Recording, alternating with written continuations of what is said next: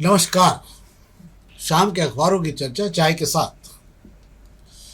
आज 16 अप्रैल है और इंदौर में तापमान आज फिर 40 के पार है। तो आज भी गर्मी उतनी ही है और ऐसा लग रहा है कि शायद अब 2-3 दिन तापमान में कोई गिरावट की स्थिति नहीं रहेगी। स्कूलों को राहत दी है कलेक्टर ने। आज सवेरे 7 से 11 का समय कर दिया है छोटे बच्चों के लिए। एक राहत की बात है, इस पर भी आगे बात कर लेंगे। कुछ राष्ट्रीय खबरों का, अंतर्राष्ट्रीय खबरों का मामला है।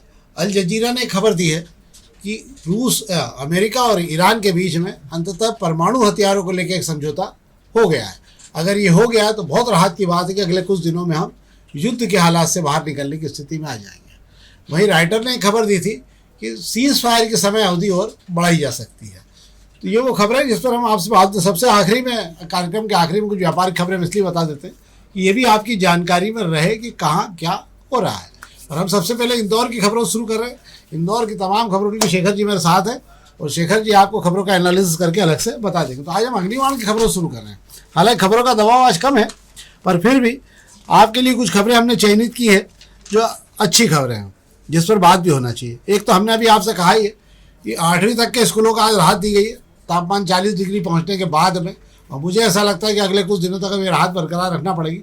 हालांकि निजी स्कूलों की क्या स्थिति मुझे नहीं मालूम, पर निजी स्कूलों को भी अगर ऐसा है, तापमान है, तो छुट्टी की व्यवस्था कर देना चाहिए। क्या सर? कलेक्टर का जो आदेश जारी किया गया है वो सरकारी प्राइवेट सारे स्कूलों के लिए एक जैसा जारी किया गया है। चूंकि आदेश पहुंचने में जो है स्कूलों तक देर हो गई, इस वजह से इस पे अमल जो है कल से शुरू होगा। ज्यादातर स्कूल में जो है सोशल मीडिया पर जो है आदेश की कॉपी चलते ही लोगों को भरोसा इसलिए नहीं हुआ कि जो बड़े प्राइवेट स्कूल है उन्होंने छुट्टी का ऐलान नहीं किया है। वहाँ उनके जो सोशल मीडिया पर जो ग्रुप बने हुए हैं उसके अंदर ये सूचना जरूर दी गई कि जो भी निर्णय किया गया उसके बारे में रात में जानकारी दी जाएगी। यानी मैं आपको बता दूं प्राइवेट स्कूलों में कल से जो समय बदलेगा इसकी जानकारी अभी तक तो जारी नहीं हुई, रात में जरूर जारी की जाएगी। हालांकि कलेक्टर का आदेश हैगा, कितने स्कूल मानते हैं आपको सबको पता है। कुछ स्कूल ऐसे जो शुरुआती कुछ दिन में नहीं मानते हैं, पर बाद में सबको मानना होगा। वजह सिर्फ यही है कि गर्मी जो है अपने उच्चतम स्तर की ओर बढ़ रही है और आधा अप्रैल गुजरने के बाद में गर्मी का ये जो रूप आप देख रहे हैं आने वाले समय में और बढ़ने वाला हैगा। और ये हर साल ऐसा किया जाता है।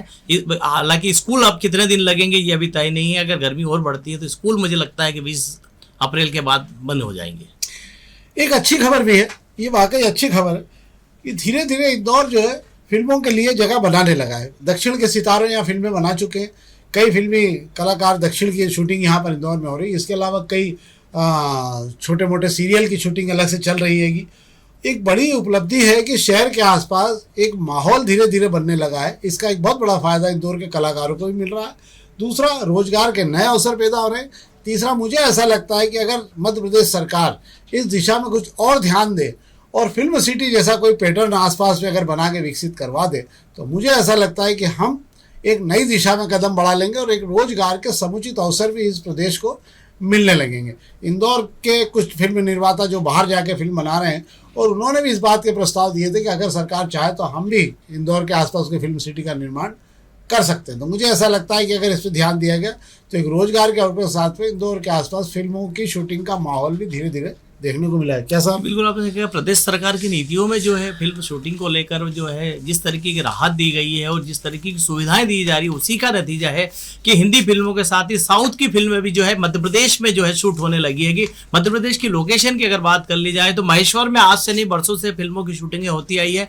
अब इसके साथ में उज्जैन भी जुड़ गया है जहाँ महाकाल लोक बनाया गया है। इंदौर की बात कर लें, बालाघाट की वादियों की बात कर लें, पंचमढ़ी की अगर हम बात कर लें या भोपाल की अगर बात कर ली जाए तो मध्य प्रदेश के ये वो इलाके हैं जहां पर फिल्मों की शूटिंग के लिए जो जगह है मुनासिब मानी जाती हैगी। और साउथ के कलाकार जो है बड़े बड़े कलाकार हैं, साउथ की फिल्में अगर मध्य प्रदेश में बनने लगेगी तो उसका जो फायदा जो है मुझे लगता है यहाँ के स्थानीय कलाकारों को, यहाँ पे लोगों को रोजगार भी मिलेगा और धीरे धीरे जो है मध्य प्रदेश जो है फिल्म की शूटिंग के लिए अपना जो है जगह बना लेगा देश में।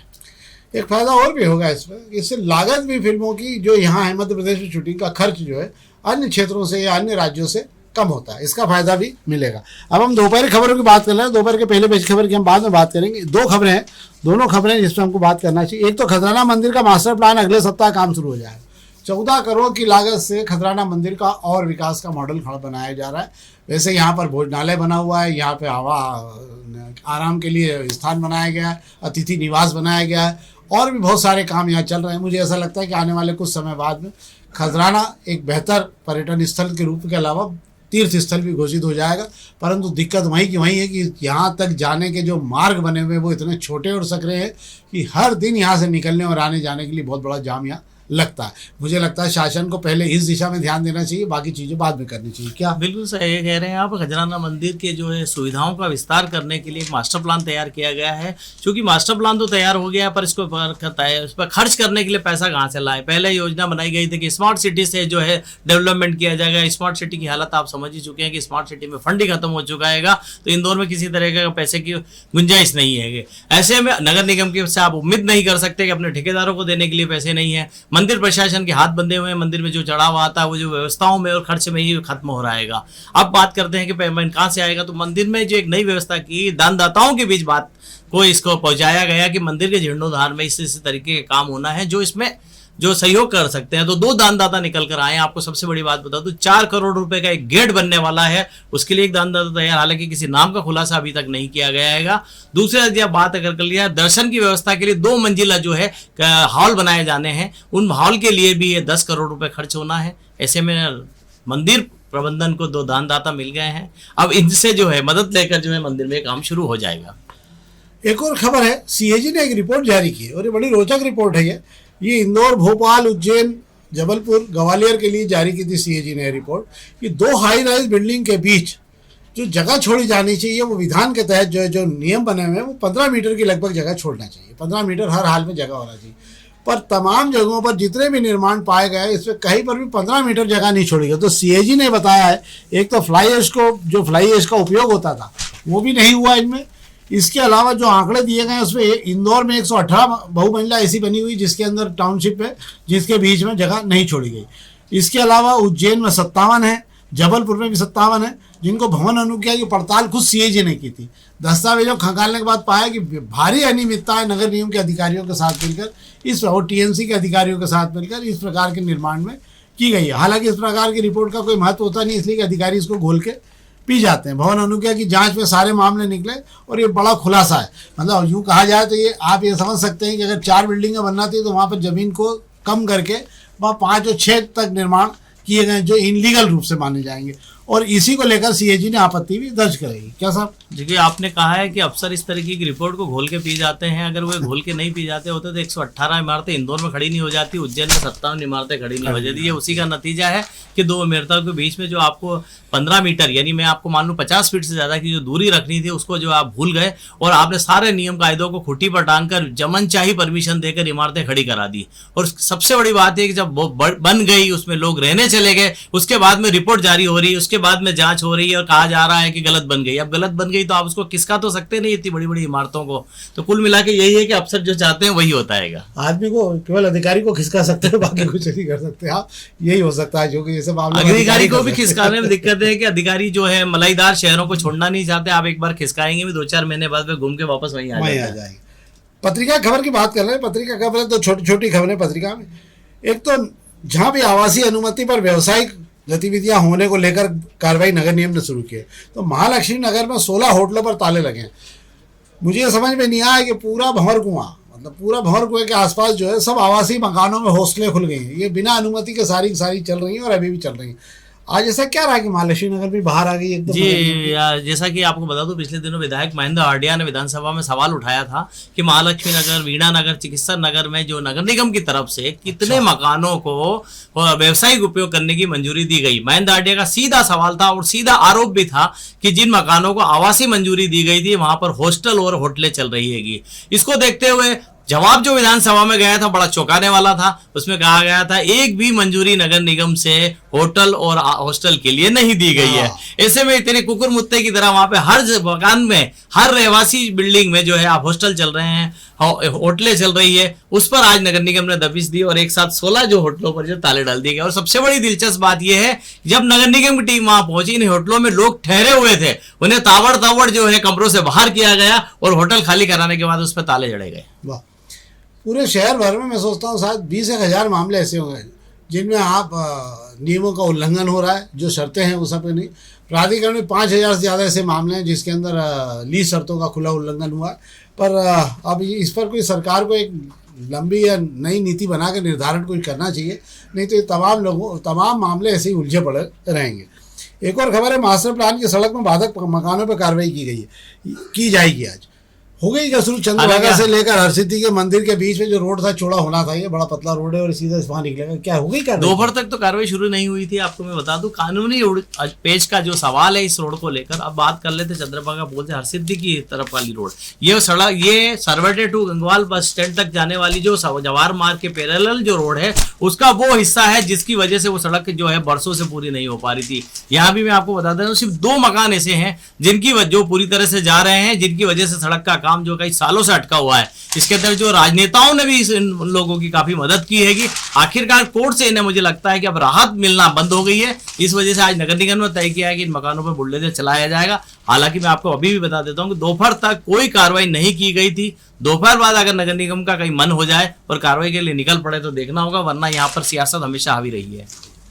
अब हम प्रभातकरण खबर की बात कर रहे हैं। प्रभातकरण में एक खबर है, लंबी चौड़ी खबर है, अधिकारियों ने माना गलत पर हटाने को तैयार नहीं। ये मामला यूनिपोल का। अगर आप इन दिनों देख रहे होंगे, अगर रिगल्ट शास्त्री ब्रिज से चल के रिगल्ट आगे तक जा रहे होंगे तो आपको तमाम बड़े बड़े यूनिपोल तमाम सड़कों पे दिखने लग गए और सड़कों के बाहर भी दिखने लग गए। इस पर रेलवे विभाग ने भी एक बड़ा खेल शुरू कर दिया।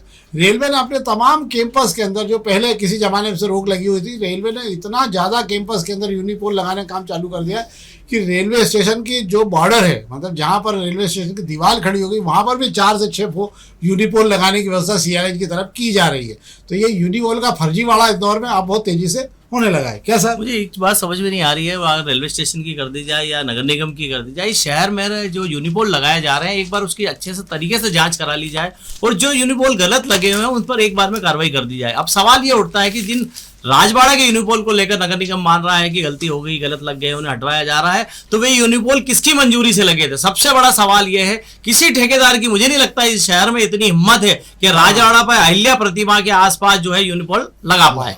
सवाल यही उठता है वो अफसर कौन है जिनकी इजाजत से वहां पोल लगे और वही अफसर अब कह रहे हैं कि इनको हम हटवा रहेंगे। आप लगवा रहे हैं, आप हटवा रहे हैं, इसके अंदर चूक किसकी है ये नगर निगम को बताना होगा। पर बात कर लेते हैं बाकी हाईकोर्ट में लगी याचिका पर। हाईकोर्ट में लगी याचिका में कहा गया है कि नगर निगम कमिश्नर शहर में लगे गलत यूनिपोल की जांच कराए और उस पर नियमानुसार कार्रवाई करे।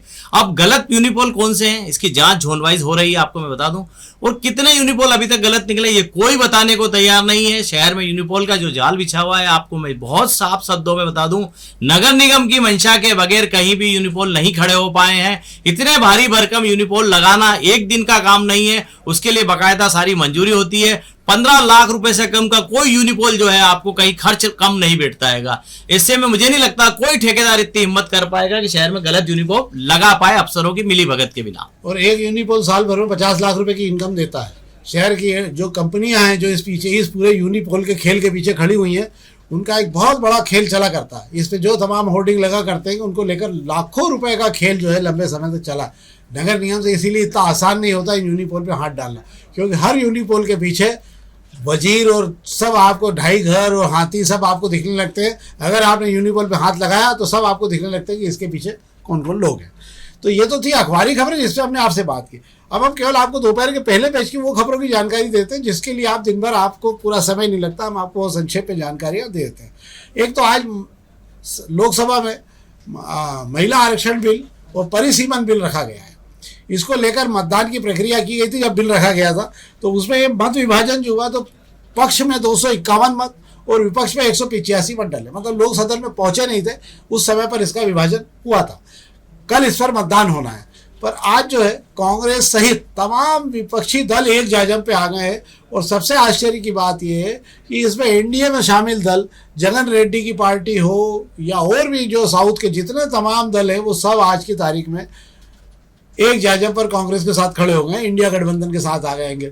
मुझे नहीं लगता है कि, हालांकि 2/3 बहुमत की जरूरत होगी कल, और मुझे नहीं लगता है कि दोनों ही सदन में 2/3 बहुमत मिल पाएगा। 60 वोट चाहिए अतिरिक्त लोकसभा में और 21 वोट अतिरिक्त चाहिए राज्यसभा में, और दोनों ही जगह पर जो है इतनी संख्या नहीं है। 300 के लगभग अगर आपने खींच भी लिया सरकार ने तो ये लोकसभा में मार खा जाएंगे 60 वोट से, और राज्यसभा में पूरा जोर लगा लिया तो 145 से ज़्यादा वोट आपको नहीं मिलेंगे। ये तो है सदन की जानकारी जो हमने आपको दी। दूसरा, अल जजीरा ने एक जानकारी दी है और उन्होंने बताया है, अल जजीरा ने, कि पाकिस्तान में होने वाली बातचीत की ज़मीनी आधार पर तैयार हो गई, तो अमेरिका और ईरान के बीच जो दूसरे दौर की बातचीत होनी है, उसमें परमाणु के लिए जो यूरेनियम संवर्धन का काम है, वो सारा यूरेनियम जो है वो रूस को देने की शायद पर सहमति हो सकती है, और उस पर लगभग सहमति होगी, और ये हो गया। तो मुझे ऐसा लगता है कि अगले कुछ दिनों में आपको बाजार में इसकी रौनकता दिखाई देने लगेगी। आज शेयर बाजार 122 अंक टूट कर बंद हुआ है। इसके अलावा बाकी सब सामान्य खबर है। शेयर बाजार के अलावा महंगाई का दौर जारी रहेगा। हाँ, एक और खबर मैं आपको बता देता हूँ, ये भी बड़े रोचक खबर है कि आपने सुना होगा, प्रधानमंत्री आपको पिछले समय कहते पाए गए थे, नरेंद्र मोदी जी ने कहा था कि भारत अब दुनिया की तीसरी अर्थव्यवस्था बनने जा रहा है, चौथी अर्थव्यवस्था पर हम पहुंच चुके हैं, और अब हम तीसरी अर्थव्यवस्था के लिए पहुंचने की तैयारी शुरू कर रहे हैं। अब आप उसकी तथ्यात्मक जानकारी ले लीजिए कि अंतर्राष्ट्रीय मुद्रा कोष ने आज जानकारी जारी की है, जिसमें उन्होंने बताया कि हम दूसरी तीसरी नहीं, हम छठी अर्थव्यवस्था पे आ गए हैं, और छठी अर्थव्यवस्था होने पे हम ब्रिटेन से भी पीछे चले गए। तो अब हमारी हालत ये हो गई कि जो हम अब देशों का आंकलन ऐसा हो गया है कि जो मैं आपको बता देता हूँ कि अमेरिका नंबर 1 पे है, चीन नंबर 2 पे है, जर्मनी नंबर 3 पे है, जापान 4 पे है, इंग्लैंड 5 पे है, और हम छठे नंबर पे आ गए। और हमको अब दुनिया की 5वीं अर्थव्यवस्था बनने के लिए भी 2030 तक इंतजार करना पड़ेगा।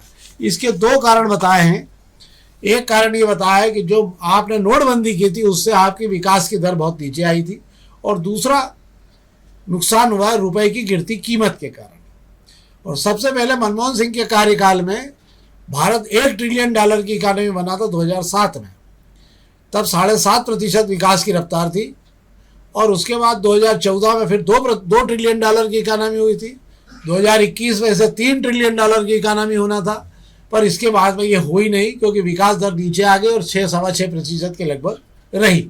और उसी के कारण जो है अब हम नॉर्मल स्थिति में भी 2030 के लगभग 5वीं अर्थव्यवस्था के लिए तैयार हो पाएंगे। तो ये वो खबरें थी जो हमने आपको बताई, राष्ट्रीय अंतर्राष्ट्रीय खबरों के साथ।